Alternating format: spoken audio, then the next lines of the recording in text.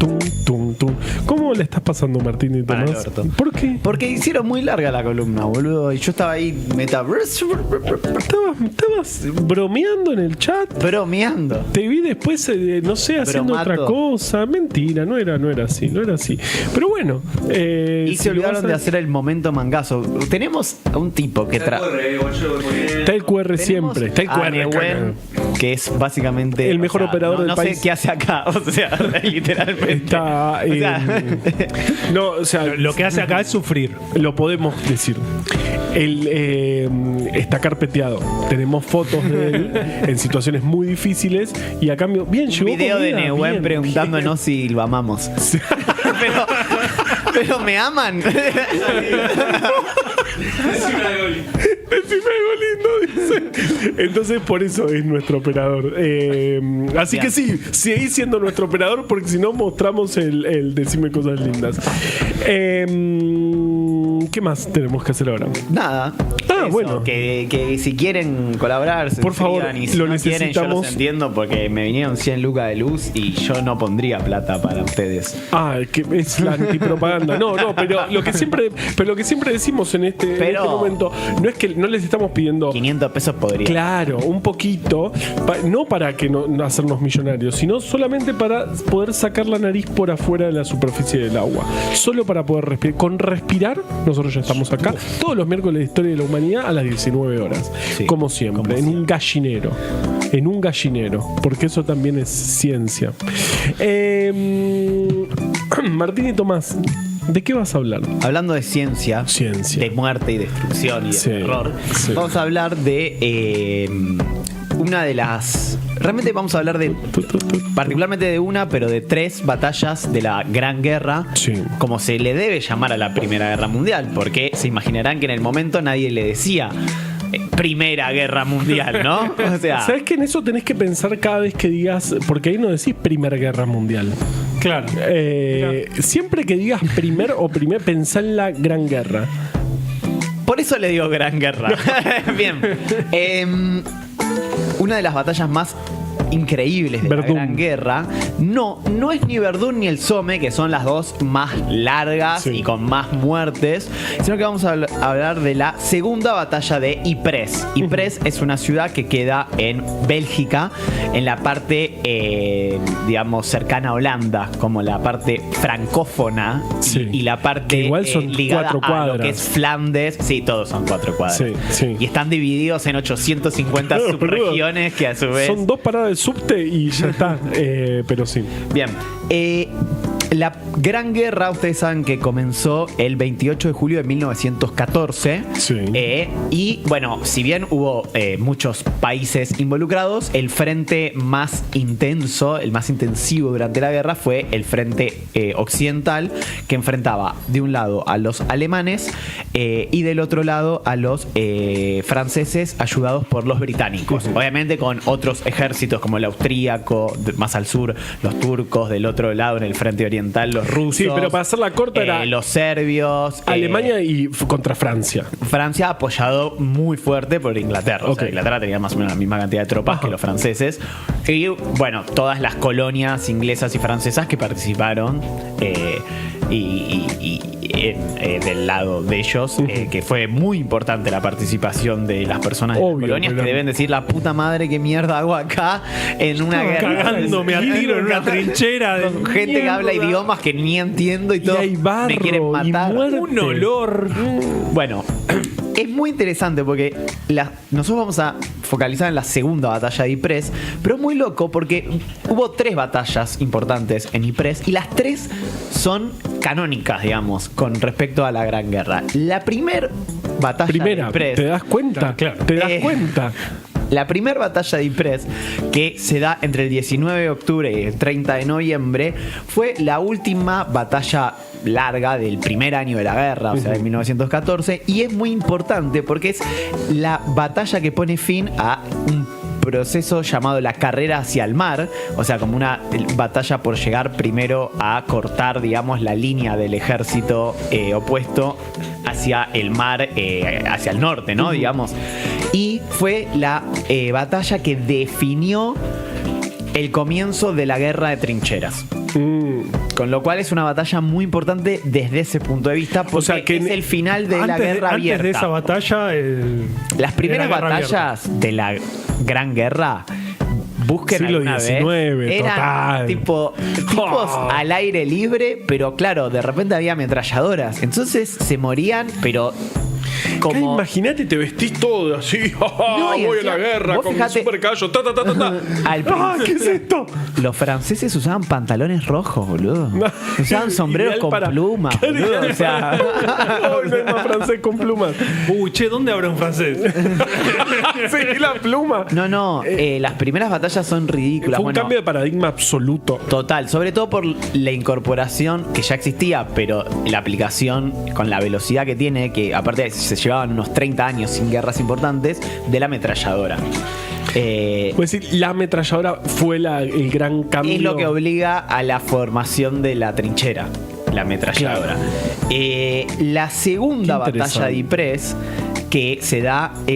Tengo dos versiones, una que dice el 22 de abril de 1915 y otra que me interpela más porque dice el 16 de abril de 1915, el día de mi cumpleaños. Mira. No sé si es bueno que el día de mi cumpleaños haya pasado esta batalla que Pero, fue. o sea, la humanidad se estuvo cagando a tiros. Se estuvo cagando a palos. Seguro hay otra o sea, guerra. seguro que hay Todos alguna los guerra días grande el debe día de tu haber. cumpleaños. O sea. Desde ya. Bien, ¿qué pasa? Esta batalla, la segunda batalla de Ypres, Sí. es importantísima. Voy a contar cómo fue primero. Sí. De repente, estamos hablando ya obviamente de estas trincheras recontra afirmadas. Pensemos que las Ya con trincheras calles, con estaban, señalización. claro, divididas por unos pocos kilómetros con suerte. O sea, muy poca distancia. En algunos casos podía llegar a ser 10 kilómetros, en otros casos podía llegar a ser 1 kilómetro. En algunos casos incluso menos. O sea, una de otra. O sea, que la recontra veías a la de En general, sí. O sea, podía ser más o menos cerca. En este caso, de repente, los alemanes estaban preparando un ataque que consiste en que, bueno, elevan, porque claro, en esa época no había walkie-talkies, y entonces elevan un globo aerostático que enciende una bengala. O sea, una suerte de luz, gran luz, que da la señal y de repente, en una línea de 6,5 kilómetros, o sea, pensemos, estamos hablando de muchísimos soldados, muchísimos, miles. Sí. O sea, Sí, 6,5 sí. un montón. Sí, uno le Hablan 5.700 recipientes presurizados que contenían un elemento que nunca había sido utilizado en un campo de batalla, por lo menos con éxito. Había habido algunos intentos falopa que no había pasado nada, con gas de cloro, que lo tenían preparado hace semanas, y liberan 168 toneladas métricas, o sea, metros cúbicos, pero no metros cúbicos, de 1000, porque son toneladas métricas, de este cloro, que tiene la característica de ser de color gris verdáceo, y entonces... Verdacio. Sí. ¿Cómo se dice? A ver. Verdoso. Verdoso. Ah, no, verdoso está re bien dicho, ¿no? Sí, verdoso está bien dicho, verdacio está mal dicho. Bueno, está bien. De este Factos. gris vérdico que de repente comienza a avanzar sobre los soldados Te va matando, franceses y empieza a, digamos, envolverlos. O sea, Y, esperaron hasta ese momento por el viento. O sea, lo tuvieron preparado varios. No, bueno, en general los ataques en la Gran Guerra se preparan con tiempo también para aprovechar, o sea, en general consistían de, por ejemplo, si vos tirabas mucha artillería o, por ejemplo, bombas, que en esa época igual tirar una bomba no es lo que va a ser en la Segunda Guerra, un ataque de artillería muy fuerte, como que despejás un poco la zona y avanzás atrás. Entonces se preparan con tiempo porque vos Pero lo que además el haces es factor- atacar El factor ambiente también. el porque tema viento es fundamental igual porque en si este no, caso, porque de hecho te puede venir en contra. Claro. Ay, te quiero ver. Obviamente, pero quiero decir que los Corran, ataques muchachos. tienen que ver también con preparar el frente atrás para avanzar sobre el espacio que le vas a tratar de ganar a Que eran el enemigo. que cuando la guerra se estancó, que estamos en este momento, eran 3 kilómetros más, 3 kilómetros menos. Apenas, y aparte, casi no se y mueve. era todo barro y podrido. Y muertos. Ay, y me gusta muertos, mucho y la película, no me acuerdo qué película.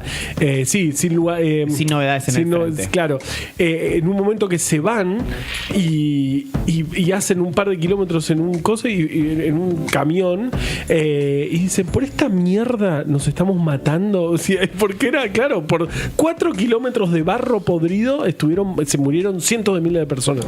Bueno, la realidad es que este humo, que los franceses no sabían bien qué era, entonces pensaban que era una cortina de humo para tapar Dijeron, un ya fue, ataque humo. frontal. Entonces empiezan a disparar sacadísimos hacia un humo. O sea, una situación medio delirante, que con el correr de los minutos cada vez sonaban menos disparos porque, ojo, este gas de cloro no te termina de matar en general, digamos. O sea, te puede matar, de hecho hubo unas 5.000 muertes, pero mayor son las bajas que generan en términos de daños al cuerpo, pulmonares, quemaduras, digamos, distintas cosas, y la sensación de asfixia, que es desesperante. La realidad es que, bueno, los franceses retrocedieron, los alemanes pudieron avanzar un poco, no tanto, y ahí juegan después, digamos, el avance alemán lo frenan unas tropas canadienses, que obviamente en esa época Canadá era una colonia plena todavía de Reino Unido, entonces combatían, como decíamos antes, en la Gran Guerra, y los canadienses son los primeros que identifican qué tipo de gas le están tirando y son los que incorporan el primer paso previo a lo que después van a ser las máscaras, que son la cosa más terrorífica de la historia de la humanidad. En toda la historia de la humanidad, que es ponerte un pañuelo con agua o orina.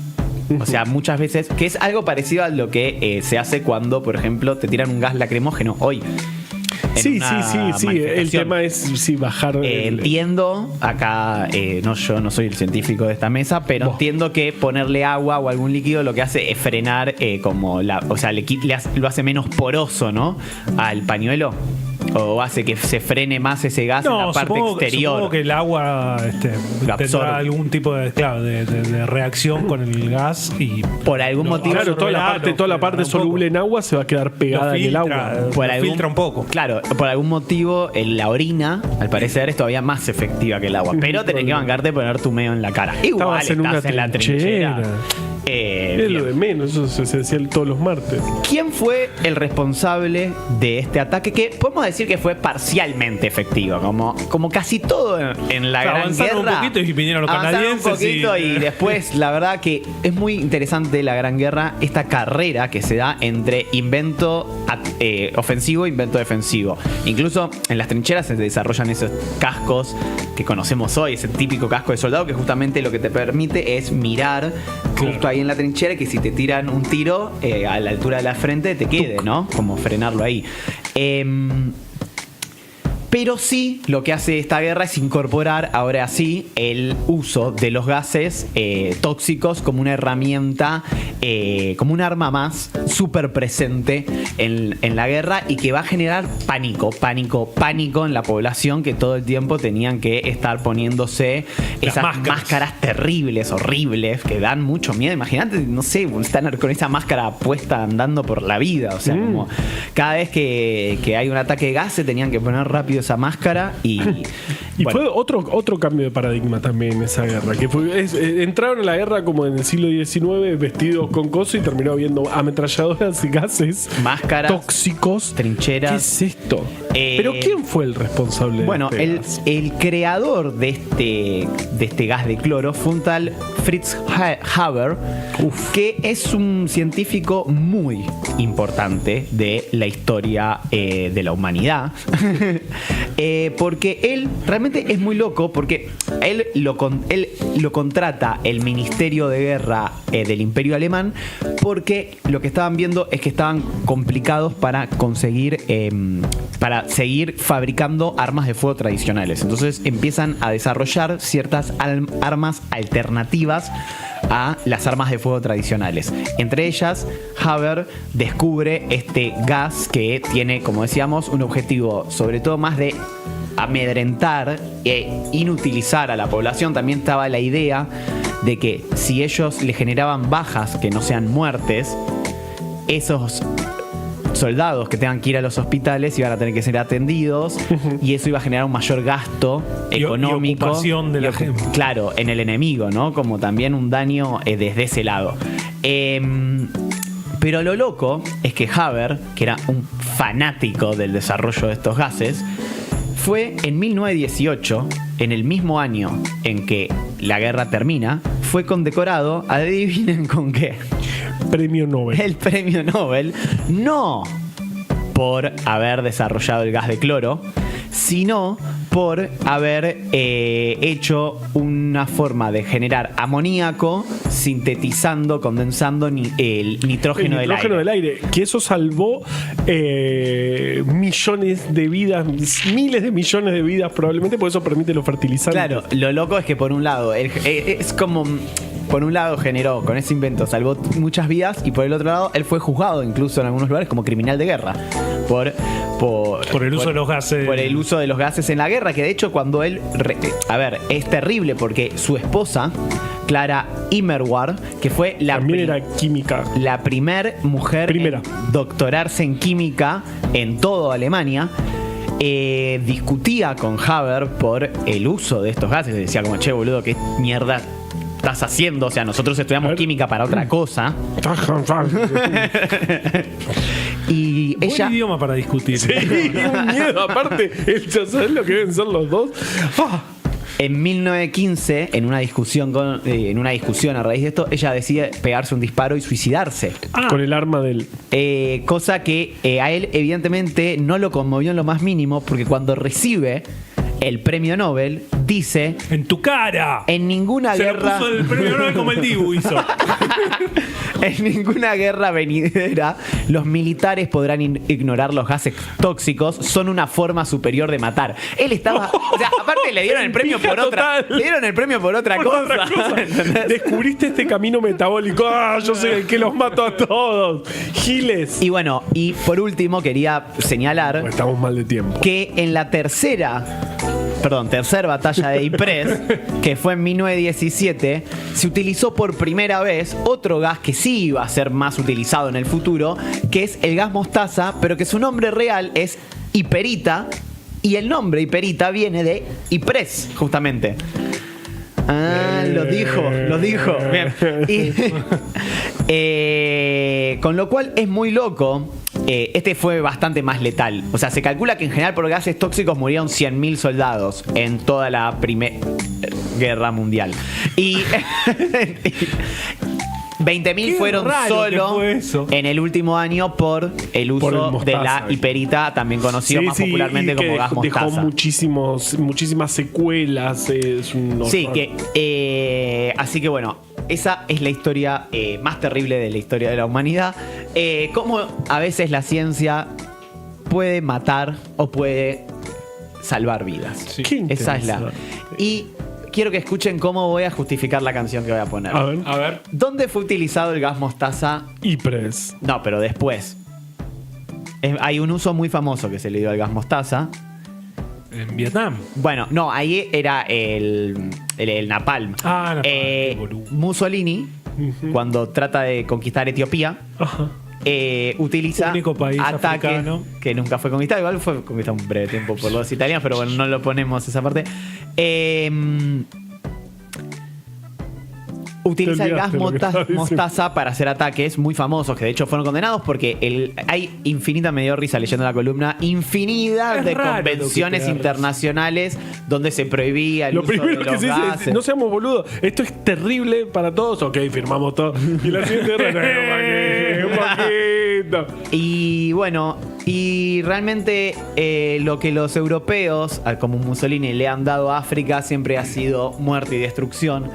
Pero hay un lugar en América que es la justificación de la canción. Que es realmente es más larga que la columna. Que es realmente el lugar donde se abraza a la cultura africana, que es el estado de Bahía, en Brasil.